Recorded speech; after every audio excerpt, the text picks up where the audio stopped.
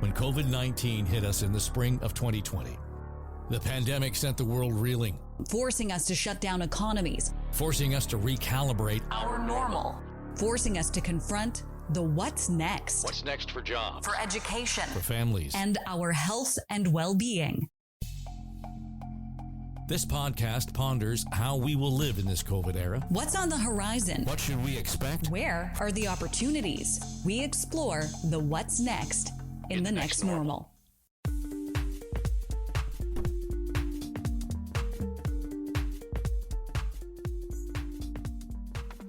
Well, hello. I'm Erin Trafford.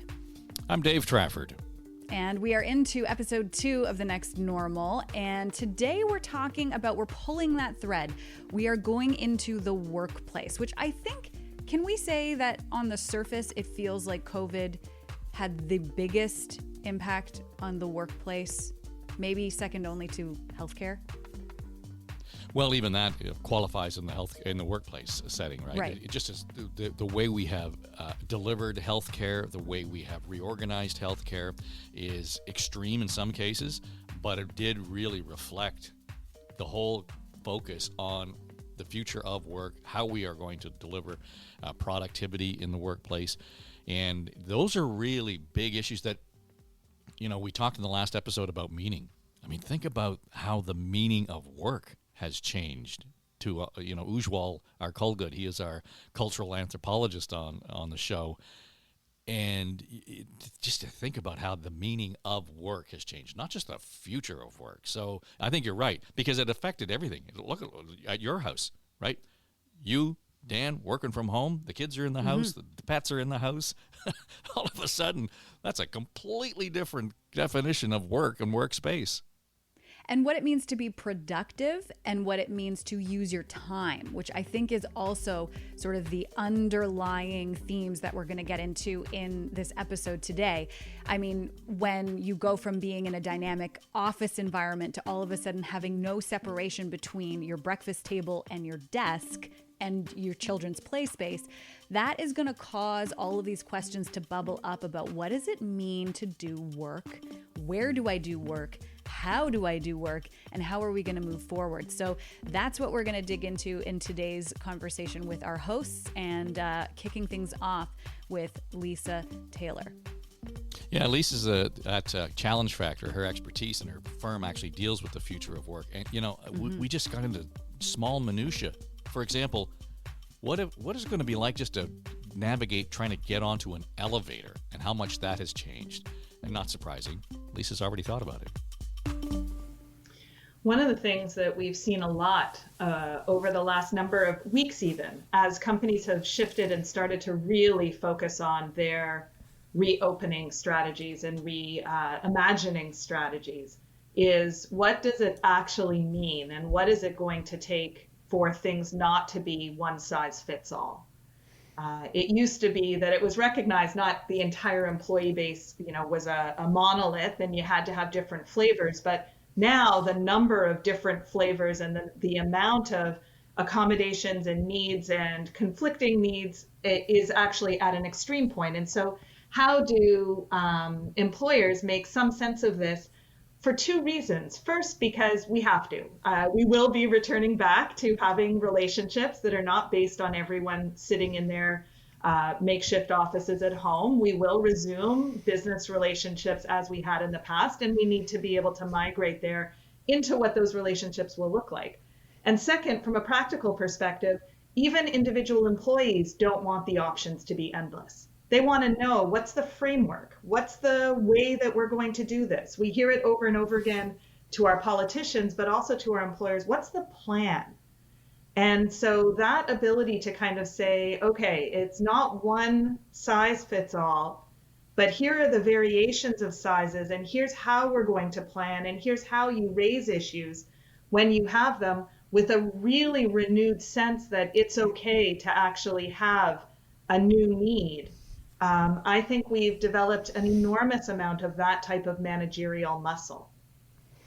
I want to jump in here because I think what you're saying is so important, and we need to acknowledge where the experience that employees have gone through in the last year.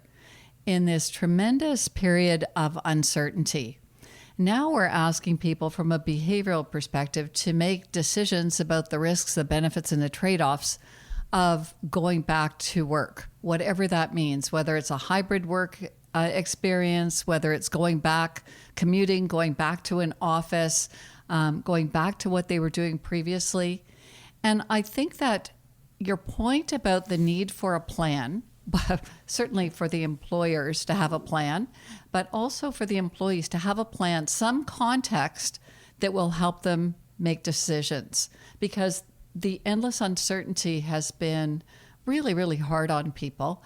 And if we knew the context in which we were making decisions, I think people would feel more comfortable and more confident about making those decisions.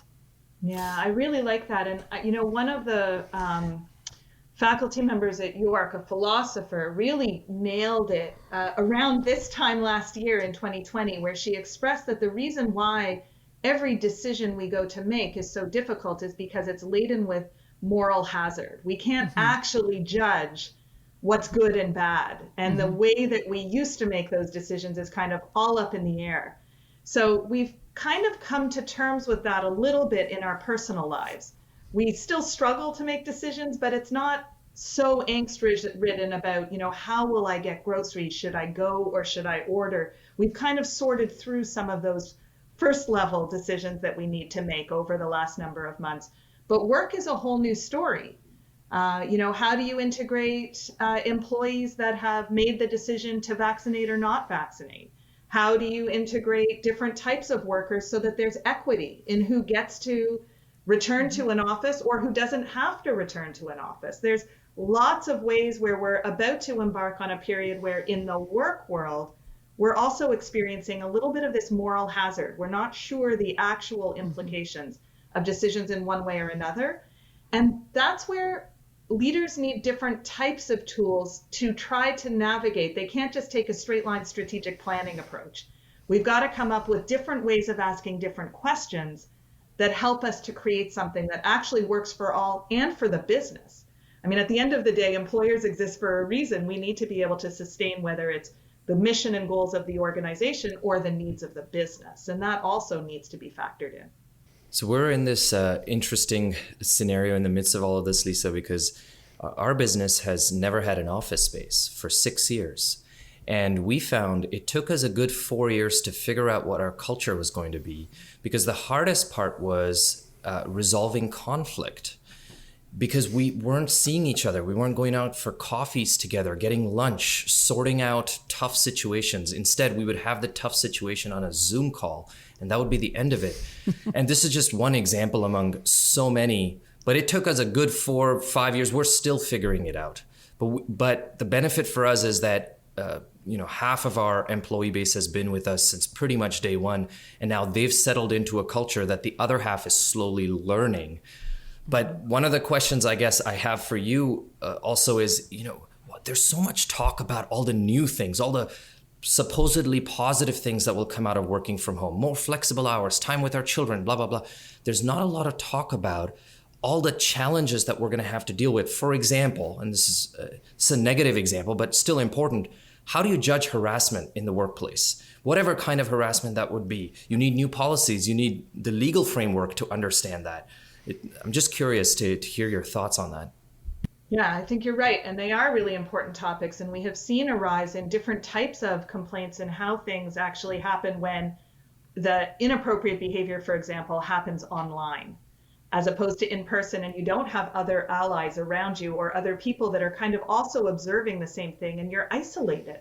I mean, one of the things that we know is a significant issue is isolation, and workers from home, unless there's really specific ways that the employer is acting, are isolated in most circumstances. So I think that it certainly does raise a whole bunch of policy related issues. I think if we just default to thinking about it though as a policy problem, and so what's the new guideline, what's the new rule, we'll miss the opportunity to actually shape what we want workforces to be like, because it's not a legislative requirement that we need to be focusing on. We need to be focusing on, well, what do we want? there's lots of things that are possible. We can do things in all kinds of different ways, but as the employee, as the frontline manager who's on the crux of the really pointy end issues, as the executive, like, what do we actually want for this world of work?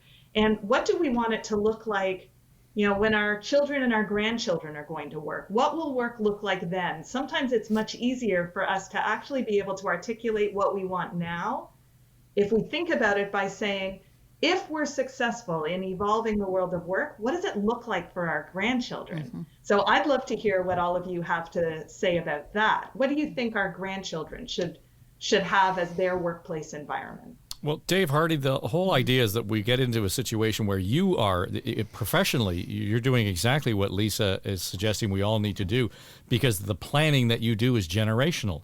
So as you hear this conversation unfold, how does this inform now a new view or a new approach to urban planning? Yeah, it's we've had to significantly rethink. Planners think in 25 and 40-year chunks. And if you've been a planner as long as I have, what you planned when you're in your 20s, you can actually see it happening right now. It's a bit boring, but that's what we do. we kind of think accountants are pretty exciting people. But I'm thinking, like, what does a new house look like where there's homework? Do you build in a small school space? Do you build in a specific workspace to a new house? Do you have, along with your thermometer or your thermostat on your wall, do you have a virus monitor on your wall too? That's technology that's around today, but there's no standards for that. We don't require that. I'm also, as a planner, try to look at the full demographics and full characterization of work. There are a lot of professions and jobs that have never stopped working. They've had to adapt. I'm thinking skilled laborers, bankers, retail, service sector. They don't work from home, but it's interesting. We have a lot to learn, I think, from them. I know the skilled trades. The plumbers won't work at the same time as the electricians, the same time as the carpenters. So the way they keep clusters together, health clusters, is they work at different points, and that's all new and it's negotiated. We see retail and service. They've built these containment units kind of around them, a Lexan sort of glass, but they've upped the sanitation, and that's how they do their work. So they're not working from home. But do we have more to learn from what we're seeing from all the other occupations out there? I think a big challenge that I'd like to just throw out there is that people like Dave and Lisa are looking far out to work in the future, communities in the future, urban settings in the future. But I think where a lot of people are right now, employees, is trying to figure out how we're going to get through the fall. They're not looking at a 5, 10, or 20-year horizon. They're looking at how are we going to get through September to December. Yeah, what are we going to have Christmas dinner together, right? Are we going to? How are we going to make the adjustments we need to make? And I think that we need to acknowledge and validate those. That all the little mini decisions that people are going to have to make. Some of them will be more major decisions, but how are we going to navigate the next few months and do it in a way that we feel confident and comfortable and safe? And I think that, one of the things that we're very concerned about from a public health point of view is flu season coming up. Mm-hmm. Okay?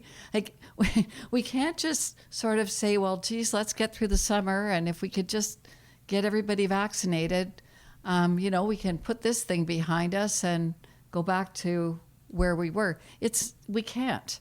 And I think that navigating all of the things that are coming up in the next few months means that, Lisa, in your world, the world of work is going to have to be constantly acknowledging that we're taking little baby steps on this path. We can't just go from where we're at today to the next place. I was quite stunned. Yesterday, I actually heard 3 CEOs, 2 in the States and 1 in Canada, say that they expected to have all their employees back in the office by September 1st. And I just went, oh, wow. I think we need to do both. And I think what happens in so many of the conversations about the future and the future of work is we default to either having a discussion about reopening and the immediate steps that have to happen, the next, let's say, 0 to 6 months and what's going to unfold, or we end up very far into the future and talking back the way that we used to before the pandemic of robots taking everyone's jobs and what's going to happen. And I think that we need to have both conversations at the same time. And I think we have the capacity to do it. I think most conversations really underestimate our ability to manage both short-term and long-term implications at the same time, and don't encourage executives to be expressive about that as much as we need them to be. So, for example, I don't think there is anything about the last 15 months and even going into the future for the next 6 to 12 months that should be held up as the example or the experiment that is then going to give us a guide in the future. Mm-hmm. I mean, we're navigating a crisis. In the middle of a crisis, you don't start to do a whole bunch of other uncontrolled experiments and then use that as if it's been running in normal times and that's what you can make decisions on. And so I think we need to be able to give our leaders and our staff permission to say, we're going to figure this out as we go. Mm-hmm. We're going to be as predictable as we can to reduce that moral hazard that we were talking about a couple of minutes ago. But we're going to get some things right and some things wrong. And here's the way we're going to navigate together in the short term.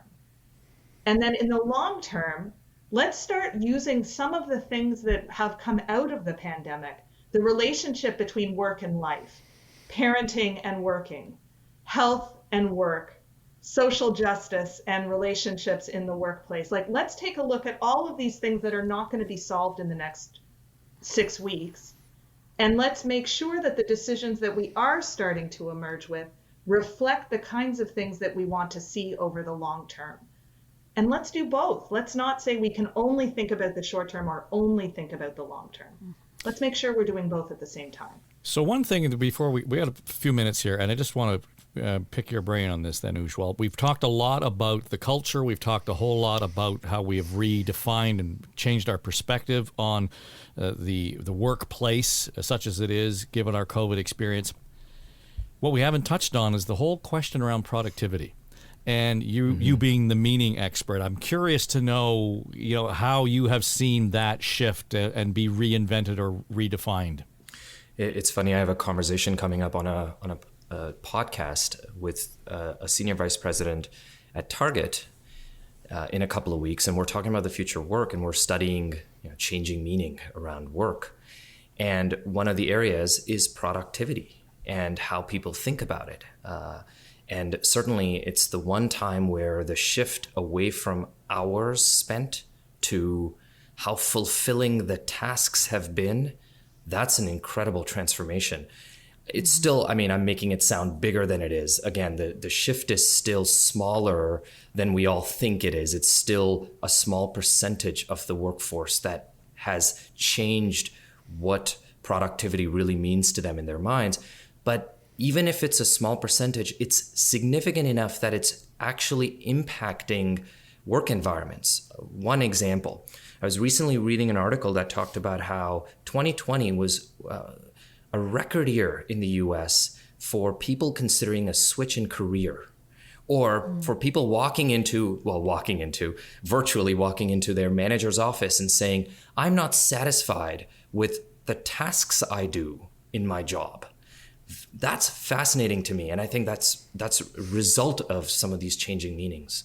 Mm-hmm. I just want to pick up on that and just say that we are only going to see that continuing to accelerate. Mm-hmm. So certainly as the the head of a firm that's focused in the area of career development, all of the career-related implications over the last, over the pandemic period has been fascinating to be a part of and to watch. As things start to move and open up, though, Sarah, to your point, how are we going to navigate the next couple of weeks and the next couple of months? People who have been going full out and are tired are now going to start to activate on some of those choices that they were thinking about maybe they want to make a change. And voluntary turnover is going to increase as people start to realize the crisis is over, my team is good, I've done what I need to do, and now it actually is time for me to move on. So the amount of voluntary turnover and reflection of what does my work mean for me, and how will I make different choices when things start to resume more of normality is an enormous managerial challenge that we're going to see through the summer and definitely into early 2022. Let me just add one thing to that, Dave, because I think it's interesting. I would just say, watch the women. I've had this conversation with at least 4 women in the past 2 weeks who have decided that they've done what they needed to do. They are going to step back. They are going to refocus. Ujwal, to your point, they're thinking about their values and what's really important to them at this point in their life. And they're going to be reflecting on that over the summer. All right, I know. Don't go anywhere. I know you wanted to continue the conversation, and so did our hosts. But we want to let this breathe. And I think, Aaron, at this, I'd be really curious to see. There was so much in there, as we said off the top, the way COVID has affected the future of work. We got like a 4-dimensional view now, I think, of where the plan is moving forward. And I think for me, what I took away from this episode was just the number of questions we now are being called to answer that we didn't realize were questions before. I mean, just even the conversation around moral hazard, and that we don't have frameworks necessarily for how to identify or deal with things like harassment in an online workplace, how to manage the concept of wellness and fulfillment when you can't actually sit in a room and read somebody's actual body language. I mean, there are so many questions that we now have that 18 months ago never really occurred to us. Yeah, and I think that the next step in all of this is, as we suggested, that we're going to have to start to look at not just the environment, the boardroom table, the kitchen table, I think was the way it went. It was the idea that how does this now affect the way we plan our cities? So we're going from this right in front of us moment to trying to deal with the future of work to how do we create city and an urban environment that not only accommodates that future of work, but encourages it and accelerates some of the great opportunities there. So I'm kind of looking forward to hearing what Dave Hardy has to say about that. Yeah, me too. And I think that those are the hopeful questions that we can start to tease out. And the imagine if we had cities and houses that were built to accommodate different kinds of working and lifestyle environments. And I'm really excited to see what Dave has to say.